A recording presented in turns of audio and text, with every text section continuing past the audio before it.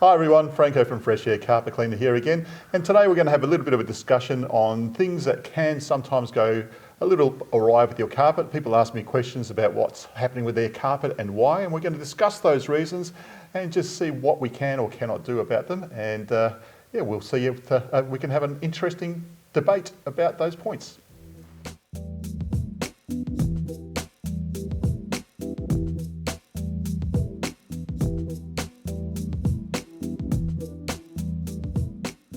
Okay, and here we are back again, and here with Michael, and we're going to have one of our famous little discussions again, aren't we? Aren't we ever? Geez, you were rattling off some names to me before we came on the show about shredding and wick back and... a couple of little technical terms, but nothing too major in there. But I get asked these sorts of questions quite often, and people are worried about what's happening with the carpet, because as my role as an inspector, I go in and assess what's happening with the carpet and see if there is potentially an issue or it's just something that's a natural evolution of the carpet. Yeah. So when people have issues, and you threw some names at me, rucking and all the rest of it, and I'm going, okay, there seems like a few things can go wrong with carpets. But you started off with something, you said one was shredding, and I'm going... Shedding. Shedding. Not quite shredding. I hope mind you, some carpet cleaners perhaps shredded a few things in their time. Yeah. But shedding. So shedding. I take it it's losing all its fibres. Yeah, so people get really worried about that because they think the carpet's falling to pieces. Where in truth, it's not. It's actually a natural thing, and in particular with wool carpet. Now, wool carpet is what we call a staple fibre, so it grows to finite length. Okay, on a sheep's back, it'll grow from 1 inch to a few inches, and that's about as much as you're going to get. Okay. So they're all short sections of fibre. So to make them into a yarn, we have to spin them, and the way they're held in there, of course, is with friction. I guess if you, for want of a better description. So if you looked at a yarn of wool fibre, or even natural fibre, you'll see all little bits poking outside of it. Yeah. And they're these loose filaments, which do come out.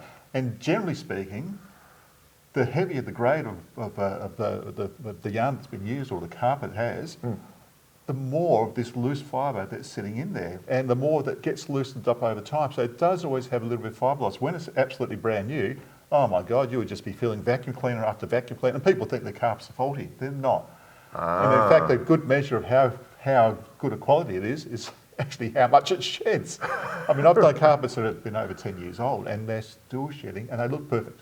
Really? There's no problem with them at all. Okay, now that doesn't apply just to wool carpet, because sometimes in trying to emulate wool, what they do is with synthetic fibres, they do the same thing. They cut them up into staple fibres, and especially if they're going to mix with wool, they have to anyway.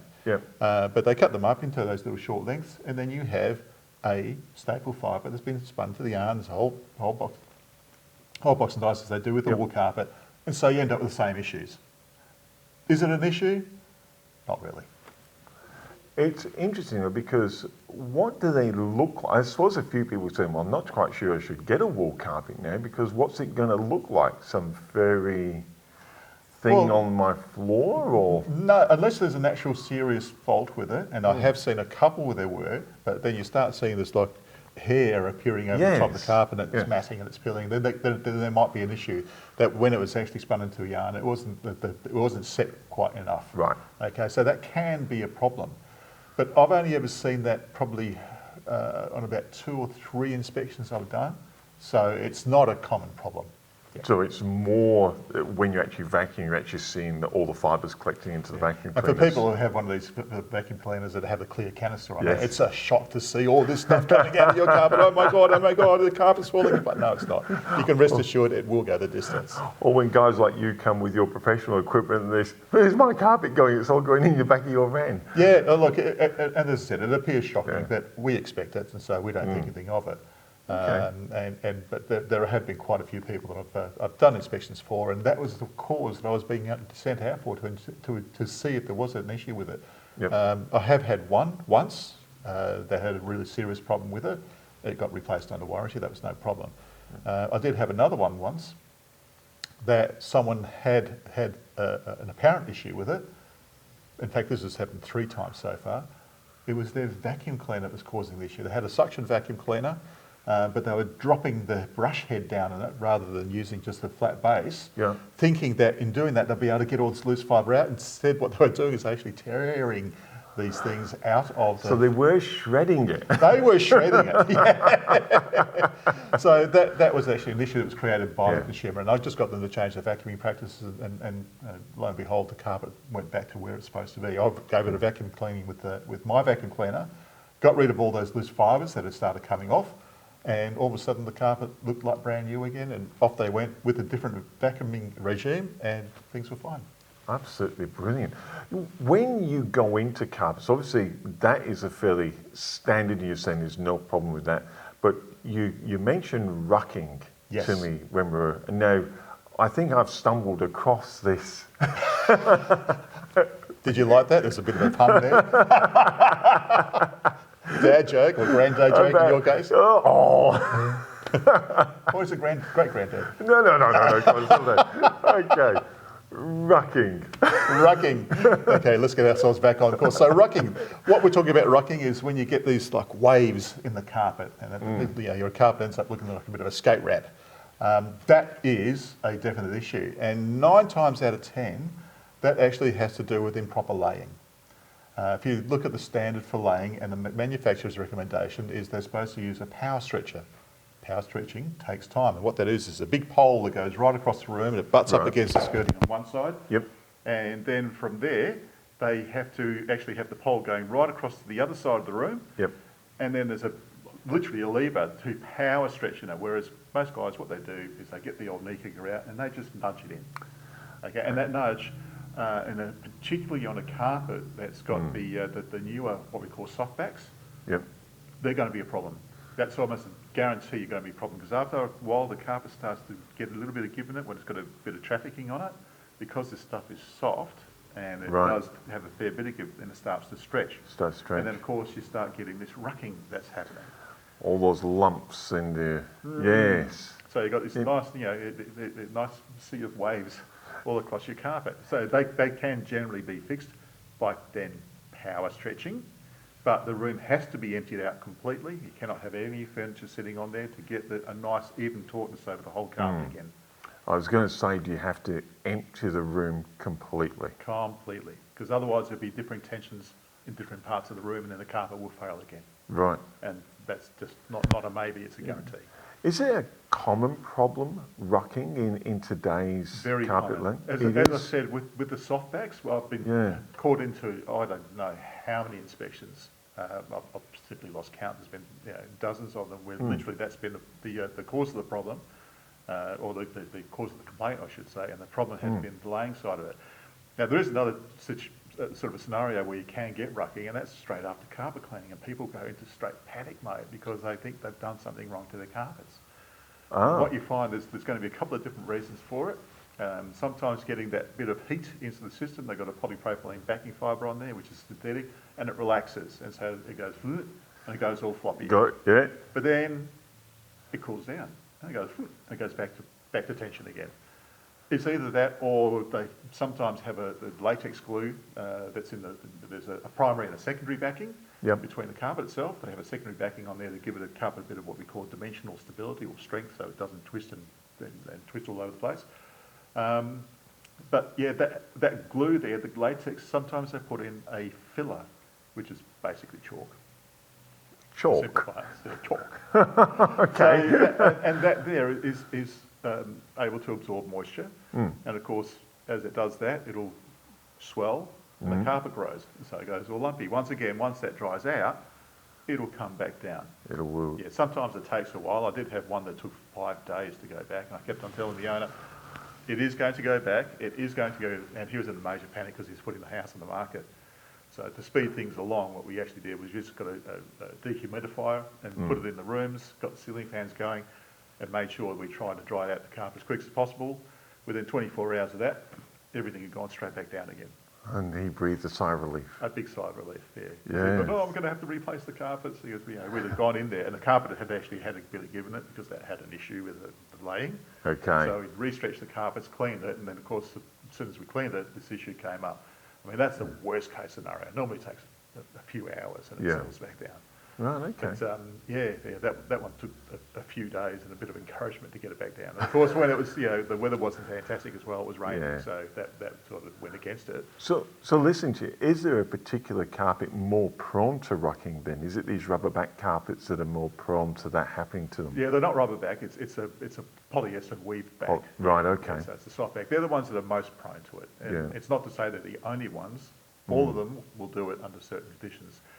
You generally find that polypropylene carpets that have got a polypropylene secondary backing, polypropylene primary, and a polypropylene face yarn, Yeah, they're the ones probably the most subject to it. okay. But yeah, look, all carpets have the potential for it. Yeah, Yeah, and a lot of people think they're all going to shrink. They're going to shrink. The old woven carpets did. These ones have more of a problem with the relaxation of it. okay. The shrinkage. So if you're getting carpet laid, the best idea is to make sure they're using a power stretcher. A power stretcher, that big pole going right Yeah. across the room from one side to the other, and a bloody great big lever to really bring the tension in. And that's the way you're going to guarantee a Yeah. decent result. Anything less than that, and particularly if you have that nice soft backing on the carpet, it's not that jute backing, it's actual soft polyester. Those are the ones that are going to give the most problem because they've got the most give. Yeah. One of the things you come across is always different. You start getting these stains. I think you called it browning when we were talking Correct. before Yeah. in carpets. You've cleaned it, or it's just, and it's just like, why is this happening to this particular section of the carpet? Okay, so now there's going to be a couple of different reasons that it can happen, but it all boils down to operator error. Oh, really? Oh yeah. This is someone who hasn't done their job right. So if you have cellulosic browning, the only way that you get cellulosic browning is when you've got the old jute type backings that you have on carpets, and that jute, over time, it degrades that little bit and becomes a little bit less stable. And I mean, when they're actually made, they're made. It's a very simple fibre. That's basically they get the jute plant, they throw it into a pond, and they rot the flesh off it, and you're left behind with this nice, what we call a bast fibre, which is... It sounds like a very charming... Look at my luxurious carpet that's been rotting in a pond. Well, it's not. It's on the back of the carpet. It's Right, a very okay. cheap fibre. As I said, that secondary backing is just put there simply for strength. It's not there for show. Nothing at all. It serves its function. Yeah. But if you get it wet, it releases a lignin dye, which is a natural dye. Okay, now this natural dye will then migrate to the tips of the fibres, and you get this nice browning on the top of your carpet. Now, if you've got that, it's because it's been wet for far too long. Okay. Which means that's operator error. Or you've had a flood in your house and you get a nice cellulosic browning. They can be corrected. It's not something you can generally do yourself. I was just heard of one a couple of days ago where someone had gone in and hired a machine out of the local supermarket, tried to do the carpets themselves. Of course, have no idea what they're doing. They dumped a load of detergent in there, which assists things along as well. Right. A load of water, hadn't extracted it properly, and all of a sudden the carpet's just gone brown all over. And they were looking for ways to fix it.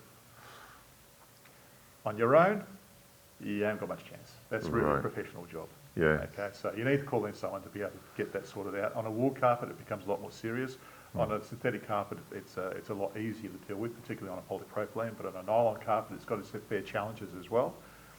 But yeah, we do need to get onto it fairly quickly. The faster we can get onto it, the better. And the other thing you can have as well, as I said, there's two different types. There's the cellulosic browning, the other one's the detergent browning. Okay. And I had that case once where someone had gone overboard and trying to clean a carpet in their house. Once again, they had used lots of detergent, hadn't extracted enough, and they ended up with this browning over the entire carpet. It was quite funny because they were only trying to clean out a coffee spot this big. And ended up in the whole room, and I've got pictures.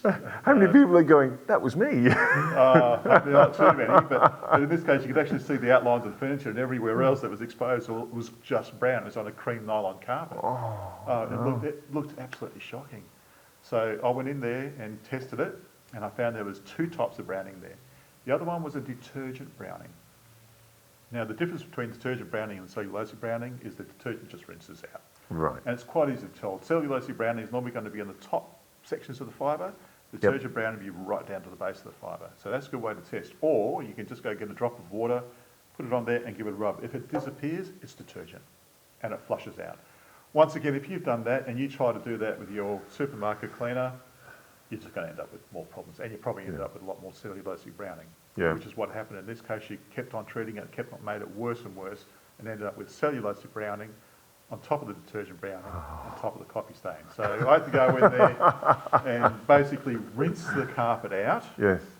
And then treat the cellulosic browning, because I had to get rid of that browning for the detergent first, which is water soluble. That was easy. Treat the cellulosic browning, and then lo and behold, there's the coffee stain. Get the coffee stain out, the job is done. It's quite a process. Oh, goodness me. It's funny you're talking about the coffee stain there. I wonder how many people, and I think I've had this problem myself, where I've had a stain and oh look, it's gone, and I get up the next morning and it's back. And it's back again. So that's what we call wick back. That's wick back. Okay. Well, there's a couple of reasons that can happen. Sometimes it's just because you haven't flushed out that detergent residue. Now, those detergents are what we call hygroscopic. So they remain that little bit tacky. They draw a bit of moisture out of the atmosphere, and they stay sticky.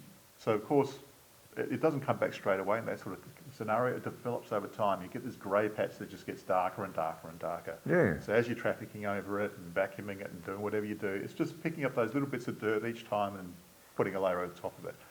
So you've just got a detergent residue in it. Right. But the other thing that can happen, and this is a real problem with triexta carpets, so these new green carpets that we do have around the place. I was going to say, triexta is this the plant-based, paper-based? Yeah, no, that's a rayon, that's a different one again. Right, okay. Yeah, no, triexta is a development of the polyester. Right, okay. So instead of using complete 100% petrochemical products to create it, they use, generally speaking, around 20% of a cornstarch based instead. So they're greener and more natural and better for the environment, etc., etc.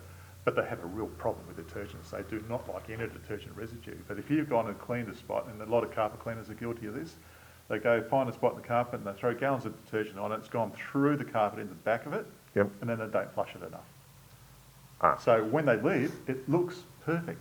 But as it dries out, all those detergent residues just come back up again. There'll be this browny grey colour, depending on what is in there.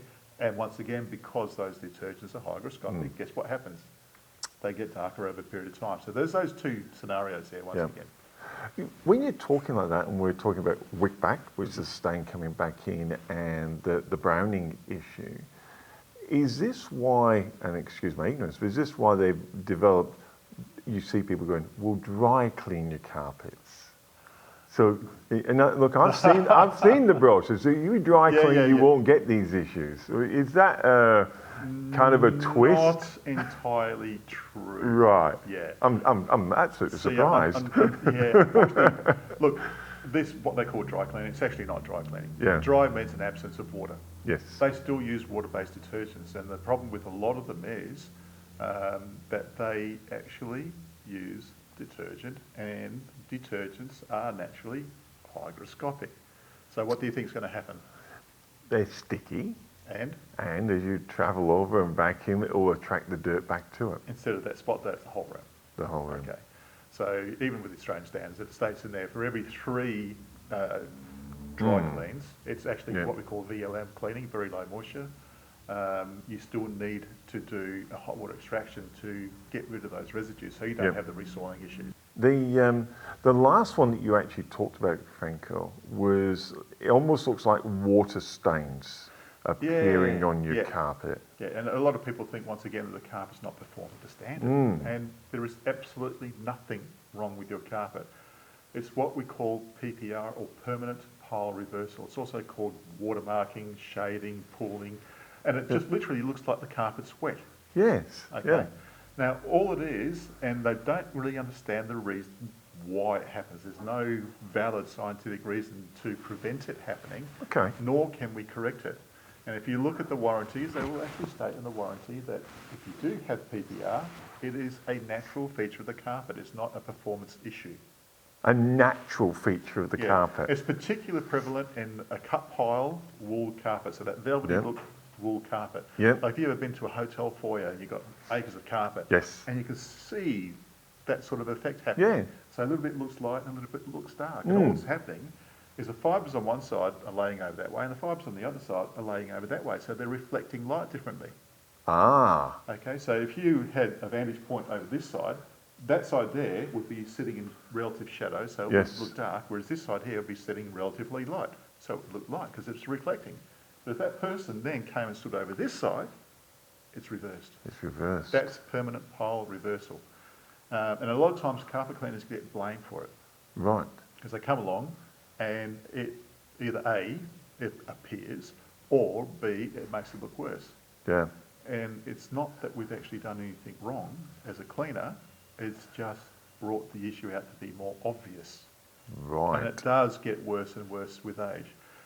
It's not just cut pile walls that do it. Every carpet has the potential for it. Right. Okay, it's just that some do, some don't understand why. All sorts of weird theories been thrown out there from aliens and extraterrestrial signals. Don't laugh. There's all sorts of stuff, and electromagnetic radiance of some description, or a water course underneath. Look, it happens. Wow. We don't know why, And you can't fix it. and we can't fix it. We can make it worse, but we can't. You can make it work. Worse, more prevalent. That's probably a better way to put it. Oh my good. So that is actually one issue Yeah. that is just, it baffles people. It baffles people, and it's been. Look, I know there was someone in Ireland that reckoned that had a cure for it, but it just It didn't. never really Didn't. came to the fore. Yeah, and I haven't seen anybody yet that can actually do anything with it. In your years of experience in these problems, which do you think is the worst or the most common you see happening that are caused by just wrongdoing or mistreatment of the carpet? Oh, the biggest thing is people using inappropriate chemistry. Yeah. Okay, and they're going onto Google and researching it, and getting these tips from the housewife page and somewhere or other, who have people on there with well-meaning advice, but zero knowledge of carpeting, what goes into carpeting, and what the different fibres are, and what their chemical constraints are, and their physical constraints are as well. Okay, so I mean, if you go onto, say, for instance, a wool carpet, it's a loop pile. Yep. So it's not a cut pile. Cut pile, so you can actually see the carpet spot standing up, where a loop pile is actually in a loop. Yep. But because they're those staple fibres, once again, you attack it with a brush, what are you going to do to it? Get this big fuzzy mess. Yeah. And every carpet can have a big fuzzy mess created by excessive agitation. Agitation is the carpet's worst enemy. You use bicarb. That's the most famous one. Put that on a wool carpet, and you've got an issue. And you've got quite a serious issue. You've got physical damage happening to it. Okay, on a synthetic carpet, go for your life. That's no problem. But on a wool carpet, you just do not use it. And time and again, I've attended jobs where people say, we've got a problem with the carpet, and we just used something natural on it. No. We've used bicarb. Yes. Then there's an issue straight away, and I will not put a warranty onto that job at all, because I know that whilst I might be able to improve it, the damage is already there, and it will show over time. Now, you do mention Dr. Google a few times on the I have in show. the past. I'm such a fan, aren't I?